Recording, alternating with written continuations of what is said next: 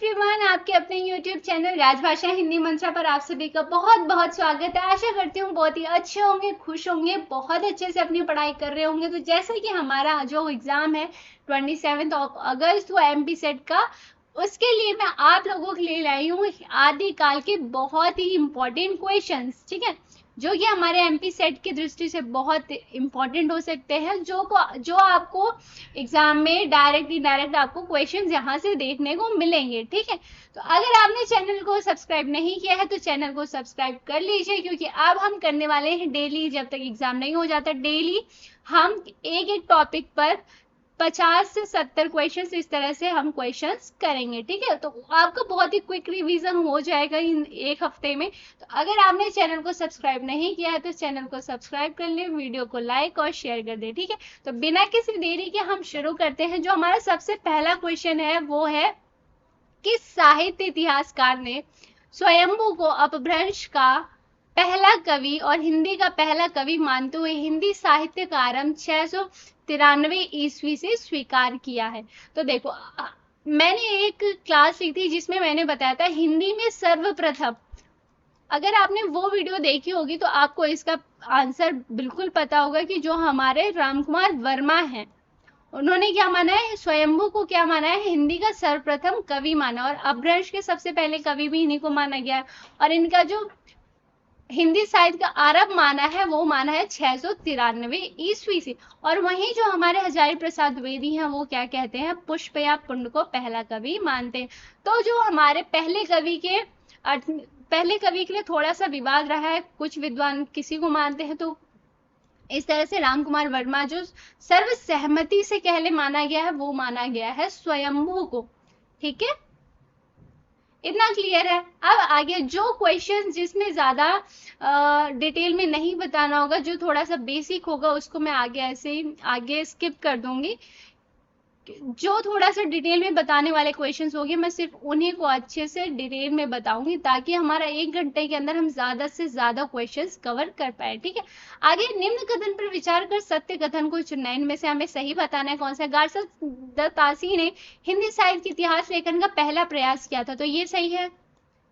सबसे पहले गार्सद दत्तासी थे, इन्होंने फ्रेंच विद्वान थे, इन्होंने जो पहला ग्रंथ लिखा था, सबसे पहले हिंदी साहित्य का इतिहास इन्होंने ही लिखा, जो फ्रेंच में लिखा था। और इनके ग्रंथ का क्या नाम था, इनके ग्रंथ का था नाम इस्तवार दे लाल लिटरेचर एंदोई हिंदुस्तानी। इसके बारे में थोड़ा मैं बता देती हूँ। इसमें टोटल 738 कवि के बारे में लिखा गया है, जिसमें 72 कवि केवल थे किसके, हिंदी के।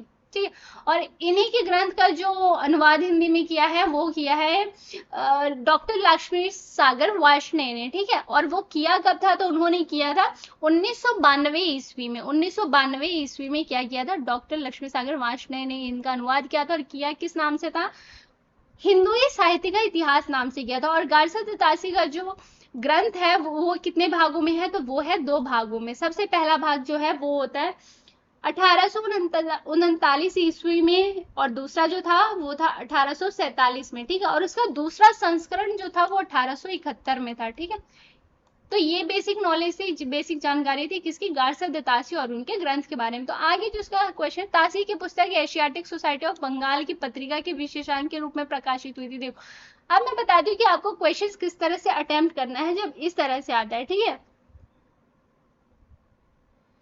सबसे पहले तासी की पुस्तक एशियाटिक सोसाइटी ऑफ बंगाल पत्रिका के विशेषांक के रूप में प्रकाशित नहीं हुई थी। पहली बात तो ये गलत है। अगर आपको ये नहीं पता तो आप क्या करोगे, पहला ऑप्शन सबसे पहले, पहला सही है ये हमें पता, दूसरा गलत, दूसरा हमें पता है कि नहीं, ये पहले ऑप्शन से ये दूसरा वाला निकाल दो। ठीक है, आगे तासी ने अपने साहित्य इतिहास ग्रंथ में कुल 738 कवि का उल्लेख किया है, और जिनमें हिंदी के 72 कवि है, मैंने अभी आपको यहाँ पे बताया।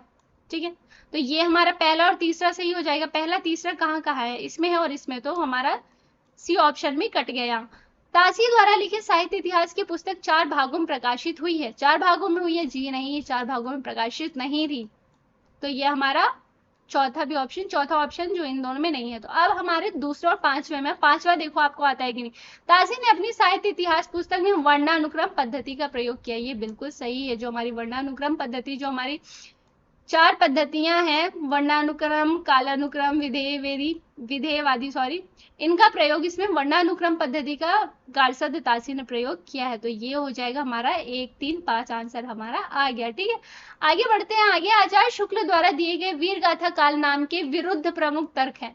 अब देखो, आचार्य शुक्ल ने आदिकाल को वीर गाथा काल नाम दिया है। अब यहाँ से क्वेश्चन क्या आता है कि आदिकाल के नामकरण के लिए भी क्वेश्चन आता है कि कौन से विद्वान आदिकाल का क्या नामकरण देते हैं। ठीक है, तो उसमें सबसे पहले आ जाते हैं, मान लो देखो, जॉर्ज ग्रियर्सन ने क्या माना है, चारण काल। मैं पहला शब्द लिख दूंगी, आप जिसे समझ जाए। ठीक है, जॉर्ज ग्रियर्सन ने माना है चारण काल। ठीक है, और वहीं रामचंद्र शुक्ल जी वीर गाथा काल मानते हैं। अब देखो, इसमें एक कंफ्यूजन आपको क्या हो सकता है कि रामचंद्र शुक्ल ने तो वीर गाथा काल माना है, पर वहीं हमारे एक आते हैं विश्वनाथ प्रसाद मिश्र, आचार्य विश्वनाथ ने क्या माना है, तो विश्वनाथ ने माना है वीर काल।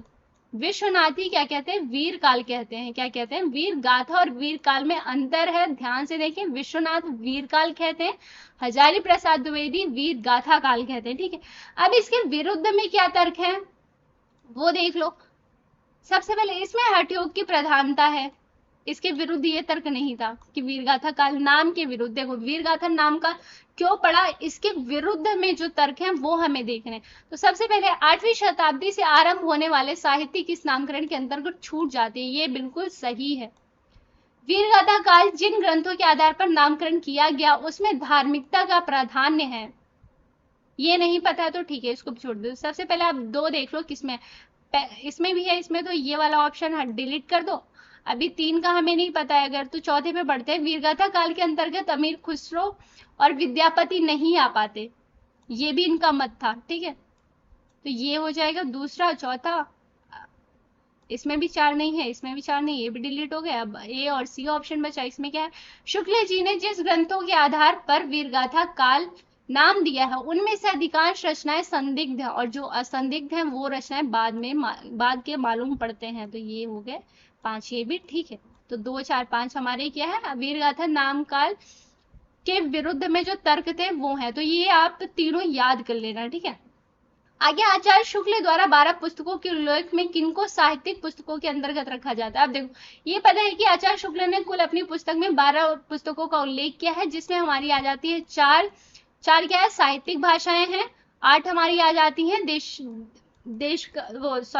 भाषा का। ठीक है, 4 में आता है हमारा विजयपाल रासो, हमीर रासो, कीर्ति लता और कीर्ति पताका।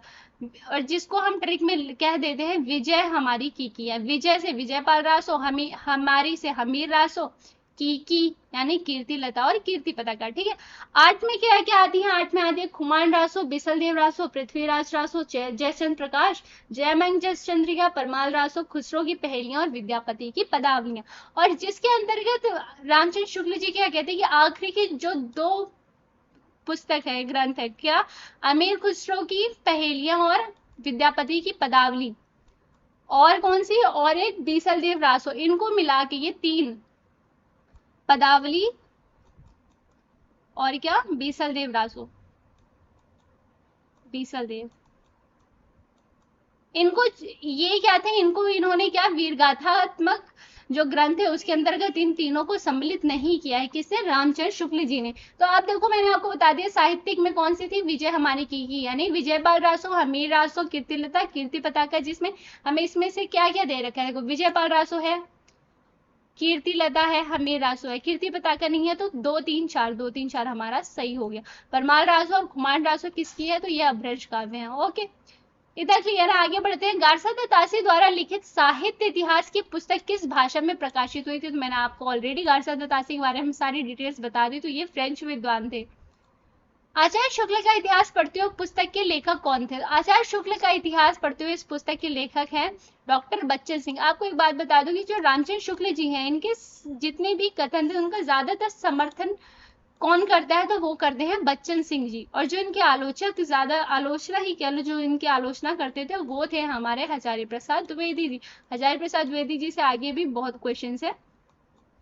ठीक है, इतना क्लियर है। आगे बढ़ते हैं, 7वां क्वेश्चन, जनता की चित्तवृत्ति के निर्माण में निम्न में से किस परिस्थिति को आचार्य शुक्ल ने स्वीकार नहीं किया।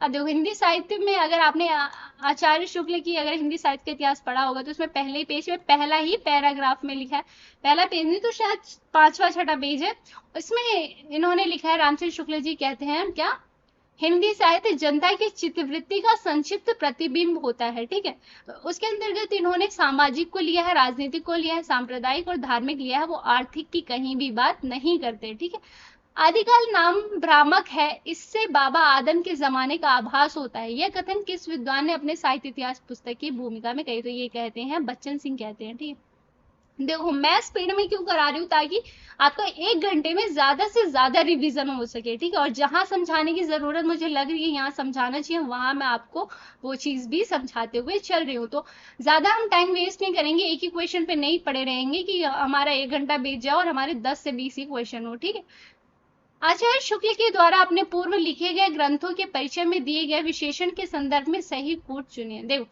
अब रामचंद्र शुक्ल जी की पुस्तक में क्या कहा है, इन्होंने 3 ग्रंथ है, Shiv Singh Saroj modern vernacular literature of Hindustan और मिश्र बंधु विनोद।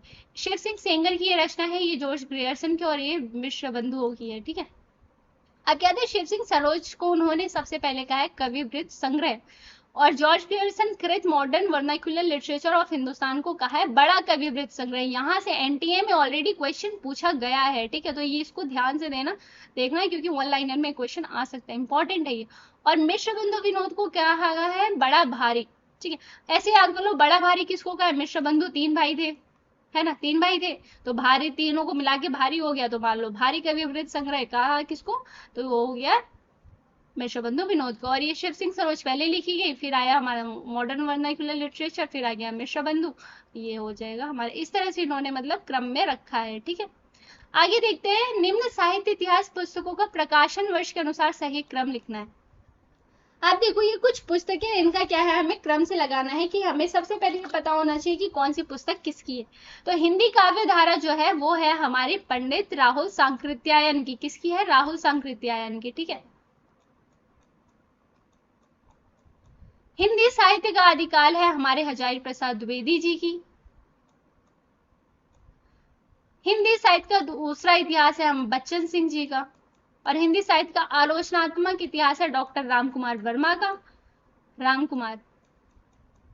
ठीक है, और हिंदी साहित्य और संवेदना का विकास, हिंदी साहित्य और संवेदना का विकास है हमारा डॉक्टर रामस्वरूप चतुर्वेदी का, रामस्वरूप चतुर्वेदी, किसका है, रामस्वरूप चतुर्वेदी का। ठीक, तो सबसे पहले आ जाएगा हमारा हिंदी साहित्य का आलोचनात्मक इतिहास, फिर आएगा हमारा हिंदी काव्य धारा, फिर आएगा हमारा हिंदी साहित्य का आदिकाल, फिर आएगा हिंदी साहित्य और संवेदना का विकास, उसके बाद आएगा हिंदी साहित्य का दूसरा इतिहास। ठीक है, इतना क्लियर है, इसको याद कर लेना, यहाँ से क्वेश्चन आ सकता है। सबसे पहले यहाँ से किस तरह से आ सकते हैं, इनका क्रम पूछा जा सकता है। दूसरा, इनकी क्या हो सकती है रचनाएं, किसकी रचना कौन सी है, ये पूछी जा सकती है। ठीक, आचार्य राम कुमार वर्मा ने हिंदी साहित्य का आलोचनात्मक इतिहास 1938 पुस्तक को कुल कितने प्रकरण में विभक्त किया है। राम कुमार वर्मा की जो हिंदी साहित्य का आलोचनात्मक इतिहास है 1938 में जो लिखी है, उनको कितने प्रकरण में किया है वर्गीकृत, तो वो है 7। ठीक है, आदिकाल के अंतर्गत किस विद्वान ने संधि काल और चारण काल जैसे नामकरण दिए। देखो, नामकरण में मैंने आपको आदिकाल में बताया कि किसने किया, तो इसमें मेन क्या है, राम कुमार वर्मा ने। संधि काल और चारण काल किसने नाम दिया है, राम कुमार वर्मा ने। ठीक है, किस लेखक ने ग्रियर्सन की साहित्यिक इतिहास पुस्तक का अनुवाद हिंदी साहित्य का प्रथम इतिहास नाम से 1957 में प्रकाशित किया। आप देखो, लक्ष्मी सागर वार्ष्णेय ने किसका किया है, तो ये किया है गारसा दत्तासी की पुस्तक, है ना, गारसा दत्तासी की पुस्तक का हिंदी अनुवाद किसने किया है, तो लक्ष्मी सागर वार्ष्णेय ने। और ये हो गया हिंदी साहित्य का प्रथम इतिहास। ग्रियर्सन का जो है वो क्या है, हिंदी साहित्य का प्रथम इतिहास नाम से किसने किया, तो वो है किशोरीलाल गुप्त ने। किसने कब किया, 1957 में। याद रखना, डेट याद रखना, नाम याद रखना पुस्तक का। ठीक है, किस नाम से किया। किसी काल विस्तार को लेकर यूं ही पूर्व और उत्तर नाम देकर 2 हिस्से कर डालना ऐतिहासिक विभाग नहीं कहला सकते। कथन किसका है, तो रामचंद्र शुक्ल जी का है। अब देखो, एक बात मैं आप लोग को एग्जाम के उससे बता दूं, पॉइंट ऑफ व्यू से, कि अगर आपके एग्जाम में इस तरह से कोई भी इंपॉर्टेंट कथन है, थोड़ा सा अच्छा वाला, मतलब अच्छा वाला क्या, इतना कह लो कि अगर कोई इस तरह से कोटेशन आई है और पूछा है किस विद्वान का, और वहां आपको नाम मिलता है आचार्य शुक्ल जी का, तो आपको आचार्य शुक्ल लगाना है। अगर आपको नहीं आता है क्वेश्चन तो तुक्का ही मारना है, तो यार कहीं ऐसी जगह मारना जो सही आंसर हो, है ना, जिसकी 98% पॉसिबिलिटी ये हो कि हमारा आंसर जो है वो सही है। ठीक है, आचार्य शुक्ल के साथ जाना, ये नहीं परशुराम चतुर्वेदी लगा रहे हो, कुछ भी लगा रहे हो, ऐसा नहीं करना है बिल्कुल भी। तुक्का लगाओ ऐसा जो कि सही रहे। ठीक है, ओके। तो आपको अगर इस तरह से क्वेश्चन आता है जो आपको नहीं आ रहा है, वहां आपको आचार्य शुक्ल दिखते हैं, तो आप आचार्य शुक्ल जी के साथ जा सकते हैं। आगे जो हमारा क्वेश्चन है, किस पुस्तक के 8 भागों में हिंदी, उर्दू, बांग्ला और संस्कृत की कविताओं और लोकगीतों का संकलन संपादित किया गया है? तो वो है कविता कौमुदी। अब एक बात बताओ, कविता कौमुदी किसकी रचना है? तो ये है राम नरेश त्रिपाठी की। किसकी है? राम नरेश त्रिपाठी की। ठीक है। हिंदी कोविद रत्नमाला किसकी है? तो यह है श्याम सुंदर दास की। इनकी रचनाएं आप याद कर लेना। ओके। और ब्रज माधुरी सार किसकी है? वियोग हरि की। किसकी है? वियोग हरि। रामचंद्र शुक्ला ने जो अपनी किताब में जो सहयोग लिया था वो इन तीनों से लिया था। ठीक है, और एक मिश्र बंधु विनोद से भी लिया था। ये भी क्वेश्चन आ सकता है कि रामचंद्र शुक्ल जी ने अपनी पुस्तक में किन पुस्तकों का सहयोग लिया था? तो क्या लिखोगे? कविता कौमुदी से, ब्रज माधुरी सार से, और हिंदी कोविद रत्नमाला और मिश्र बंधु विनोद से। ठीक है, और आपको इनके नाम याद रखना। ये है वियोग हरि और ये है श्याम सुंदर दास। ठीक, इतना क्लियर। आगे बढ़ते हैं। वस्तुतः वे पहले व्यक्ति हैं जिन्होंने आचार्य शुक्ल की अनेक धारणाओं और स्थापनाओं को चुनौती देते हुए उन्हें सबल प्रमाणों के आधार पर खंडित किया। ये कथन किसके बारे में है? ये हजार, सबसे पहले ये भी पूछा जा सकता है कि ये कथन किसके बारे में है? तो ये है हजारी प्रसाद द्विवेदी। मैंने आपको बताया कि हर चीज का खंडन कौन करता है? रामचंद्र शुक्ल जी जो भी कहते हैं उनकी बातों का खंडन कौन करता है? तो हजारी प्रसाद द्विवेदी जी ने किया है उनकी बातों का खंडन। ठीक है, तो आप ये याद रखना। और इनके बारे में ये चीज कही किसने है? तो ये कही है गणपति चंद्र गुप्त ने। ओके, आगे अब क्या है? वर्णानुक्रम पद्धति को वर्णमाला पद्धति भी कहते हैं। वर्णानुक्रम, जैसे वर्णानुक्रम क्या होता है? जैसे कि वर्ण के आधार पे लगाया जाता है। ए नाम वाले पहले आ गए, बी नाम वाले पहले आ गए, सी नाम वाले पहले आ गए, इस तरह से इसको क्या कहते हैं? वर्णानुक्रम पद्धति कहते हैं। इसको वर्णमाला पद्धति भी कहते हैं। सही है।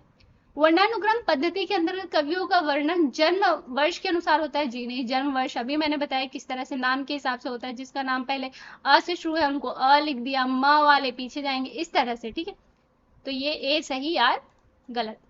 इतना क्लियर है। आगे बढ़ते हैं। कवि का कर्म यदि दुनिया में ईश्वर के कामों को न्यायोचित ठहराना है, तो साहित्य के इतिहासकार का काम है कवि के कामों को साहित्य इतिहास का विकास प्रक्रिया में न्यायोचित दिखा सकना। ये है हिंदी साहित्य और संवेदना का विकास है। कौन सी पुस्तक से? इनके। और ये है किसकी? तो ये है रामस्वरूप चतुर्वेदी की। किसकी है? रामस्वरूप चतुर्वेदी। हिंदी साहित्य का इतिहास है रामचंद्र शुक्ल जी का। हिंदी साहित्य की भूमिका है हजारी प्रसाद द्विवेदी जी की। हिंदी साहित्य का आलोचनात्मक इतिहास है डॉक्टर राम कुमार वर्मा का। और हिंदी साहित्य का वैज्ञानिक इतिहास किसका है? तो हिंदी साहित्य का वैज्ञानिक इतिहास है डॉक्टर गणपति चंद्र की। ठीक है, इतना क्लियर। आगे बढ़ो। साहित्य का इतिहास, जनता की चित्तवृत्ति का इतिहास। देखो ये सबसे पहले मैंने करा दिया आपको। ये कथन मैं ऑलरेडी बता चुकी हूँ किसका है। तो ये है आचार्य शुक्ल द्वारा प्रतिपादित है। आचार्य शुक्ल की पुस्तक से बहुत महत्वपूर्ण कोटेशन है। ओके, इंपॉर्टेंट है।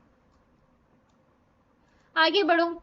आगे है निम्न पुस्तकों का कालक्रम अनुसार सही क्रम चुनिए। अब देखो कुछ पुस्तक है उनका हमें सही क्रम बताना है कि सबसे पहले कौन सी पुस्तक आई। तो सबसे पहले आती है हमारे मिश्र बंधु विनोद, हिंदी साहित्य का इतिहास, हिंदी साहित्य की आलोचनात्मक इतिहास, हिंदी साहित्य की भूमिका। तो इनका सन बता दूं मैं आपको।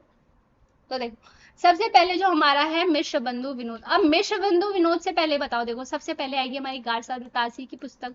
नाम पता है आपको, बताने की जरूरत ही नहीं। इस्तवार दलल लालित रेतर, एक तो इतना मुश्किल नाम है। ठीक है, तो सबसे पहले वो आ जाएंगे। फिर आएंगे हमारे सबसे पहले आएंगे तज़किराए शेराए हिंदी।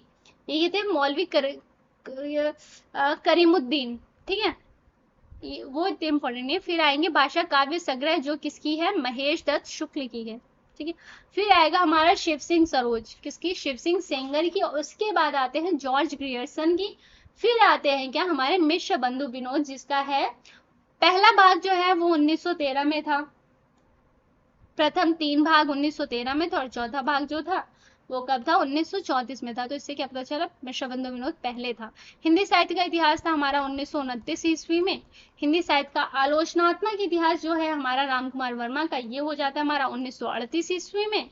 और हिंदी साहित्य की भूमिका जो हो जाती है हमारी हजारी प्रसाद द्विवेदी की, तो वो हो जाती है 1900 नहीं सॉरी रुको, हिंदी साहित्य की भूमिका हमारी हो जाती है, हाँ, 1940 में हो जाती है हमारी, ठीक है। और हजारी प्रसाद द्विवेदी के और दो महत्वपूर्ण ग्रंथ कौन से? तो वो हैं हमारे हिंदी साहित्य उद्भव और विकास जो कि 1952 की है, और एक आ जाता है हिंदी साहित्य का आदिकाल जो हमारा 1952 का है, ठीक है। इतना क्लियर हो गया। अब आगे है हमारा मिश्र बंधुओं में किसे शामिल नहीं किया जाता है। देखो मिश्र बंधु कितने थे? 3 भाई थे, ठीक है। सबसे पहले सुखदेव, श्याम, गणेश। इसमें कृष्ण नहीं आते। आचार्य शुक्ल ने आदिकाल के किस प्रकरण में वीरगाथात्मक रासो काव्य का वर्णन किया है? तो वीरगाथात्मक रासो का वर्णन ही अपने तीसरे प्रकरण में करते हैं, ठीक है। साहित्यिक रचनाएं साहित्यकारों की सृजनात्मक क्रियाओं और प्रवृत्तियों की सूचक होती है। देखो साहित्यिक रचनाएं साहित्यकारों की सृजनात्मक क्रियाओं और प्रवृत्तियों की सूचक होती हैं, ये सही है। अतः उनके इतिहास को समझने के लिए उनके रचयिताओं और उनसे संबंधित स्थितियों, परिस्थितियों और परंपराओं को समझना आवश्यक नहीं है। क्यों नहीं है भाई? देखो अब एक चीज क्या याद रखना, अगर इस तरह से कथन कारण वाले क्वेश्चन आते हैं या इस तरह से क्वेश्चन आते हैं, तो आपको ये देखना है कि अगर कहीं भी किसी भी में ए बी किसी भी कथन में अगर नहीं शब्द या कोई नेगेटिव शब्द, नकारात्मक शब्द आपको अक्सर दिखता है, तो वो हमारा 95% होगा कि वो हमारा वो कथन गलत होगा, ठीक है। दे दी मैंने एक एग्जाम के लिए अच्छी सी ट्रिक, तो अच्छे से एग्जाम करके आना, ठीक है। अब देखो ए सही और बी गलत हो जाएगा। अब आगे क्या है हमारा? तो आगे है, यदि किसी साहित्य इतिहासकार ने रचनाकारों का परिचय अमीर खुसरो, भारतेंदु हरिश्चंद्र, चंद बरदाई, कबीर, सरहपा जायसी क्रम में दिया जाता है, तो यह क्रम किस पद्धति को दर्शाता है? तो ये क्रम किसको दर्शाता है? तो ये वर्णानुक्रम को दिखाता है। किसको? वर्णानुक्रम, ठीक है।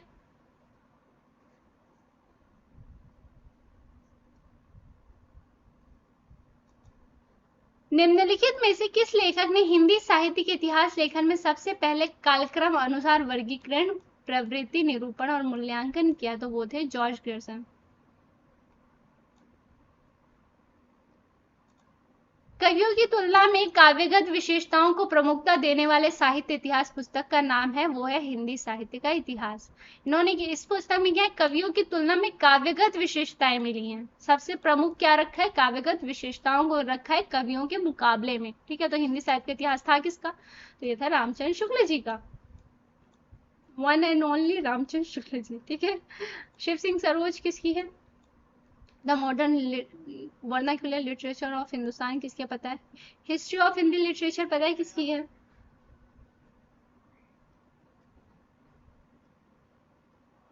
तो ये है हमारी एडविन ग्रिव्स की। कैसे याद करोगे? ग्रिव्स। अब देखो लिटरेचर कौन लिखेगा या हिस्ट्री कौन लिखेगा? जिसके लिखने में ग्रिप अच्छी होगी, तो एडविन ग्रिव्स। मैं एक बार लिख दूं क्या? इसमें लिखने में बहुत प्रॉब्लम होती है, बट ठीक है आप समझ जाना, इतने तो होशियार हो आप।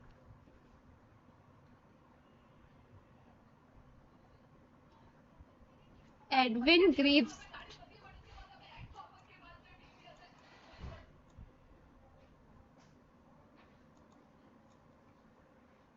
नहीं लिखा जा रहा है, बट ठीक है आप समझ लेना, ठीक है। Edwin Greaves. और मिश्र बंधु विनोद किसके? मिश्र बंधु होगी। आगे अगला क्वेश्चन है हमारा, पुस्तक प्रकाशन के अनुसार रचनाकारों का सही अनुक्रम चुनिए। गारसा दत्तासी, शिव सिंह, मिश्र बंधु, शिव सिंह सेंगर और जॉर्ज ग्रियर्सन। तो देखो इसमें सबसे पहले आते हैं हमारे गारसा दत्तासी, दूसरे नंबर पे आते हैं शिव सिंह सेंगर, फिर आते हैं जॉर्ज ग्रियर्सन, फिर आते हैं मिश्र बंधु। और इन सब के आपको ग्रंथ याद होने चाहिए। गारसा दत्तासी का क्या है याद रखना? इस्वार्द लालित्योत्तर हिंदुस्तानी। शिव सिंह सेंगर का है शिव सिंह सरोज। जॉर्ज ग्रियर्सन का है the modern vernacular literature of northern Hindustan. आगे है मिश्र बंधु का है मिश्र बंधु विनोद। आगे जो हमारा क्वेश्चन है वो है, हिंदी साहित्य के इतिहास के काल विभाजन का सर्व प्रमुख आधार निम्नलिखित में से कौन सा है?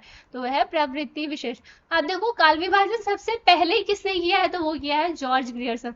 सबसे पहला जो प्रयास किसने किया है? तो वो है जॉर्ज ग्रियर्सन। ये भी हमारे क्वेश्चन आ चुके हैं।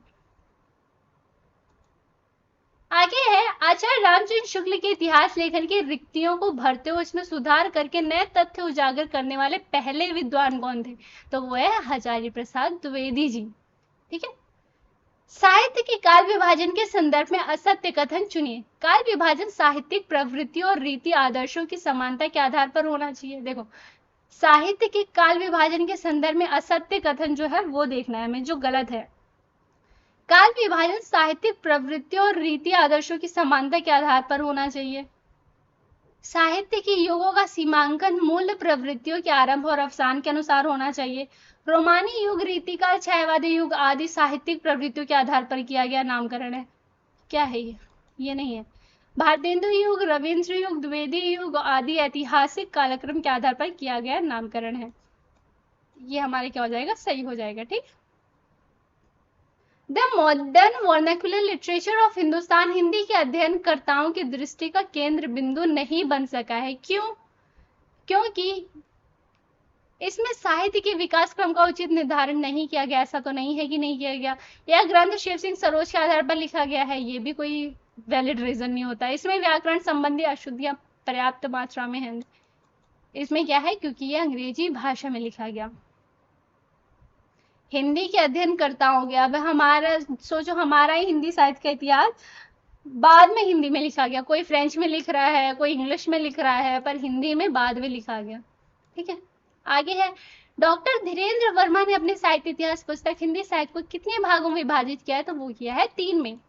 निम्नलिखित कथन पर विचार कर असत्य कथन चुनना। इसमें असत्य जो है, आचार्य शुक्ल ने हिंदी साहित्य का इतिहास पुस्तक हिंदी शब्द सागर की भूमिका के रूप में हिंदी साहित्य का विकास के नाम से सन 1929 में किया। देखो, ये बिल्कुल सही है। ठीक है। सबसे पहले इन्होंने क्या किया था, हिंदी शब्द सागर की भूमिका के रूप में ही किया था इसका प्रकाशन। ठीक है। आगे है, तासी की पुस्तक का प्रथम भाग 1829 में तथा द्वितीय भाग 1883 में प्रकाशित हुआ। 1843 में तो हुआ, 83 है, सॉरी, 1883 में तो हुआ ही नहीं था। कब हुआ था? तो जो था इसका 1847 था। तो ये हो गया गलत। देखो, इतनी सी चीज, अगर आप अभी इसको ध्यान ना दें, सोचे 1839 है, ठीक है, तो आगे भी तो ठीक ही होगा। देखो, यहाँ पे ये चीज गलत है। ओके, तो यहाँ क्या आ जाएगा, 1847। ठीक है। तासी ने अंग्रेजी वर्णक्रम पद्धति का प्रयोग कर अपने साहित्य इतिहास पुस्तक लिखी, जिसमें काल विभाजन और युगीन प्रवृत्तियों के विवेचन का प्रयास नहीं किया गया। शिव सिंह सरोज पुस्तक का प्रकाशन वर्ष 1883 ईस्वी है। ये भी ठीक। आगे देखो, अब क्या, ग्रियर्सन द्वारा किए गए काल विभाजन का सही अनुक्रम चुनिए। ग्रियर्सन द्वारा किए गए काल विभाजन का, ग्रियर्सन ने जो काल विभाजन किया था वो आपको याद होनी चाहिए सबसे पहली बात। ठीक है। उनका काल विभाजन क्या होता है, थोड़ा सा इंपॉर्टेंट हो जाता है। कैसे, जो जॉर्ज ग्रियर्सन थे, इन्होंने कैसे काल विभाजन, 11 काल विभाजन किए थे। सबसे पहले आता है इनका चारण काल, आता है सबसे पहला। दूसरा आता है 15वीं शती का धार्मिक पुनर्जागरण। तीसरा आता है मलिक मोहम्मद जायसी का प्रेम काव्य। तो देखो, पहले आ जाएगा 1, फिर 5, फिर 4, 1, 5, 4 किसमें है, बस इसमें है। तो और फिर आ जाएगा 2 और 3। मैं इनके सारे 11 के 11 एक बार आपको पढ़ के सुना देती हूँ। ठीक है, मतलब बोल के सुना देती हूँ। क्या है, चारण काल 15वीं शती का धार्मिक पुनर्जागरण, मलिक मोहम्मद जायसी का प्रेम काव्य, चौथा है ब्रज का कृष्ण काव्य, 5वां है मुगल दरबार, 6वां तुलसीदास, 7वां रीति काव्य, 8वां तुलसीदास के अन्य परवर्ती, 9वां 18वीं शताब्दी, 10वां कंपनी के शासन में हिंदुस्तान और 11वां है विक्टोरिया के शासन में हिंदुस्तान। अब आपसे क्वेश्चन कैसे पूछा जाता है, ये भी पूछा जाता है कि इनमें से जॉर्ज ग्रियर्सन की काल विभाजन का कौन सा क्रम नहीं है।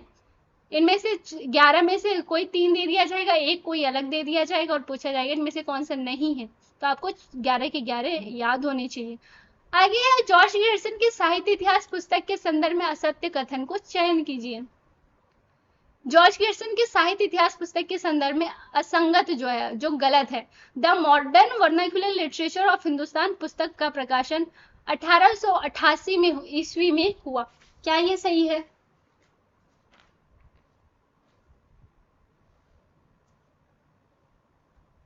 यह पुस्तक एशियाटिक सोसाइटी ऑफ बंगाल की पत्रिका के विशेषांक के रूप में प्रकाशित है। देखो, अब यही क्वेश्चन पीछे क्या था, गार्सा दतासी में ये वाली ये दे रखा था। तो गार्सा तितासी में तो गलत था, पर ये क्या है, जॉर्ज ग्रियर्सन की पुस्तक जो है वो एशियाटिक सोसाइटी ऑफ बंगाल की पत्रिका के ही विशेषांक के रूप में प्रकाशित हुई है। ये बिल्कुल सही है। ठीक है, आगे बढ़ते हैं। इस पुस्तक में कवियों और लेखकों का कालक्रमानुसार पद्धति से परिचय दिया गया। इस पुस्तक में कवियों और लेखकों का कालक्रमानुसार पद्धति से परिचय दिया गया है, बिल्कुल ठीक।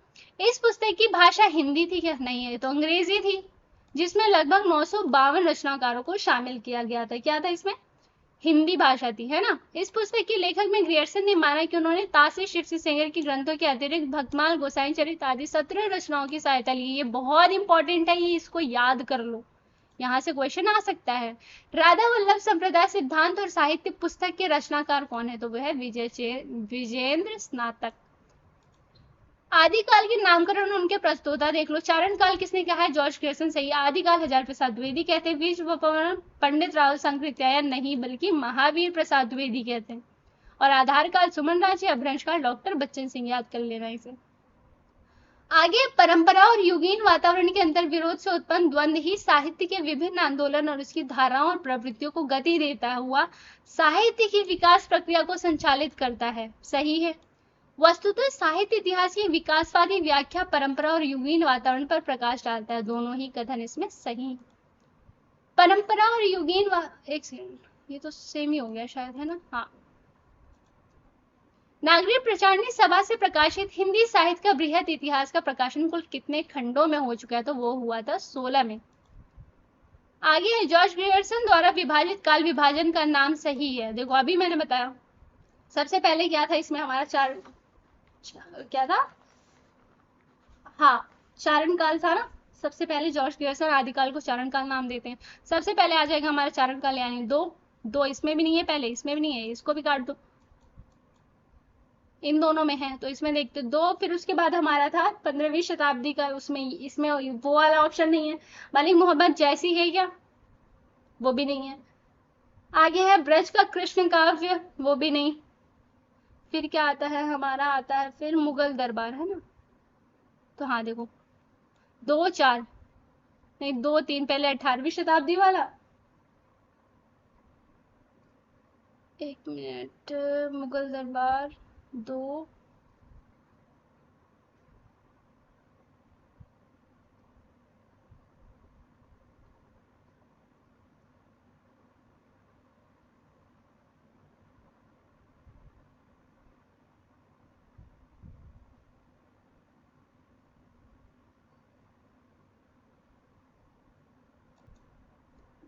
देखो इसमें ना ये 18वीं, अगर ये 18वीं है तो ये बाद में आएगा।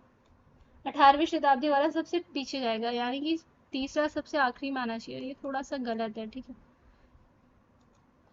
निम्न में से कौन रचनाकार और पुस्तक सुमेलित नहीं है? तो आएगा चैतन्य संप्रदाय और उनका साहित्य प्रभु दयाल मित्तल की। उत्तरी भारत की संत परंपरा परशुराम चतुर्वेदी की, सही है। साहित्य का इतिहास दर्शन, साहित्य का इतिहास दर्शन है नलिन विलोचन शर्मा का। किसका है? नलिन विलोचन शर्मा का, ये श्याम सुंदर दास का नहीं है। हिंदी साहित्य का ओझल नारी इतिहास नीरजा माधव की, और sketch of Indian literature Edwin Greaves की है, ठीक है। किस साहित्य इतिहासकार की पुस्तक एशियाटिक सोसाइटी ऑफ बंगाल की पत्रिका के विशेषांक के रूप में प्रकाशित हुई? जॉर्ज ग्रियर्सन, अभी मैंने ऑलरेडी ये वाला क्वेश्चन करा चुकी। हिंदी साहित्य का मौखिक इतिहास पुस्तक के रचना कौन है? तो वो है नीलाभ, ठीक है। आचार्य रामजी शुक्ल ने अपने ग्रंथ हिंदी साहित्य के इतिहास में किस पुस्तक के संदर्भ लेने की बात स्पष्ट रूप से की है? तो वो मिश्रबंधु विनोद के बारे में कहते हैं। निम्न में से किस साहित्य इतिहास पुस्तक का प्रकाशन वर्ष सही नहीं है? हिंदी साहित्य और संवेदना का विकास 1986, ठीक है। The modern vernacular literature of Hindustan का, ये भी 1888, ठीक है। हिंदी साहित्य उद्भव और विकास 1952, ये भी ठीक है। हिंदी साहित्य का आधा इतिहास 2003, ये भी ठीक है। और हिंदी साहित्य का वैज्ञानिक इतिहास, तो ये आता है हमारा 1964 नहीं, 1965 का, और ये है किसका? गणपति चंद्र गुप्त का है, ठीक। आगे बढ़ते हैं। आगे है हमारा असत्य कथन, देखना इसमें। शिव सिंह सरोज का प्रकाशन 1888 जी नहीं, 1883 है। क्या है? 1883। 1888 किसका है? तो ये है जॉर्ज ग्रियर्सन का, ठीक है। डॉक्टर लक्ष्मी सागर वार्ष्णेय ने तासी के ग्रंथ का हिंदू अनुवाद हिंदी साहित्य का इतिहास नाम से 1952 में करवाया था, ठीक। हिंदी साहित्य इतिहास लेखन की परंपरा में हिंदी भाषा में लिखा गया प्रथम ग्रंथ भाषा काव्य संग्रह को माना जाता है, ठीक। हाँ देखो, यहाँ मैंने आपको बताया था कि जो भाषा काव्य संग्रह हिंदी में लिखा गया पहला प्रथम ग्रंथ जो है वो शिव सिंह सेंगर या फिर महेश दत्त शुक्ल, इनमें से किसे माना जाए। तो देखो, अगर ऑप्शन में महेश दत्त शुक्ल है, महेश दत्त शुक्ल की भाषा काव्य संग्रह है ग्रंथ, उनके साथ जाना है। पर अगर महेश दत्त शुक्ल नहीं है, शिव सिंह सेंगर है, तो आपको उनके साथ जाना है, क्योंकि एग्जाम में शिव सिंह सेंगर को ही रखा जाता है वैसे तो। आगे है रामनरेश त्रिपाठी की कविता कौमुदी का प्रकाशन वर्ष 1917 है। डॉक्टर रामकुमार वर्मा ने अपने साहित्य इतिहास ग्रंथ में 693 ईस्वी से लेकर 1693 ईस्वी तक की अवधि को विस्तार दिया है। देखो, एक ही क्वेश्चन में क्या है ना कि आपको चार चार चीजें समझ आ रही है, चार चार चीजें नई नई पता चल रही है, ठीक है। निम्न में से किस साहित्य इतिहासकार ने हिंदी साहित्य के काल विभाजन के अंतर्गत परिवर्तन काल नाम विभाजन किया। तो मिश्र बंधु करते हैं हम, ठीक है। अगला क्वेश्चन जो है वो है जॉर्ज गिब्सन द्वारा विभाजित काल विभाजन का नाम सही है सल्तनत। ये तो वही क्वेश्चन रिपीट हो गया। असत्य देखना, हिंदी में प्रथम जैन रास ग्रंथ भारतेश्वर बाहुबली रास है। श्रावकाचार पुस्तक में 250 दोहों में श्रावक धर्म का वर्णन है, जिनके लेखक देवसेन है, ठीक। चरपद संध्या भाषा शैली के दृष्टिकोण से लिखी गई गीत है, जिनका वर्णन सिद्ध साहित्य के अंतर्गत मिलता है, ठीक। बच्चन सिंह ने पृथ्वीराज रासों को राजनीतिक महाकाव्य माना है, ठीक। कर्नल टॉड ने जयानक कृत पृथ्वीराज विजय के आधार पर पृथ्वीराज रासों को अप्रमाणिक घोषित किया। ये रॉन्ग है, ठीक है। हमारे 50 क्वेश्चन कंप्लीट हो गए। अब हम अगले के 50 क्वेश्चन नेक्स्ट क्लास में करेंगे। तब तक के लिए अगर आपने चैनल को सब्सक्राइब नहीं किया है तो चैनल को सब्सक्राइब कर दीजिए। वीडियो आपको थोड़ी भी हेल्पफुल लगी हो, आपको थोड़ी भी अच्छी लगी हो, तो प्लीज वीडियो को लाइक करें और शेयर करें। एक वीडियो के पीछे बहुत मेहनत लगती है, तो प्लीज वीडियो को लाइक करें, शेयर करें और चैनल को सब्सक्राइब कर लीजिए। Thank you so much for watching. अच्छे से पढ़ते रहिए, खुश रहिए। Bye bye.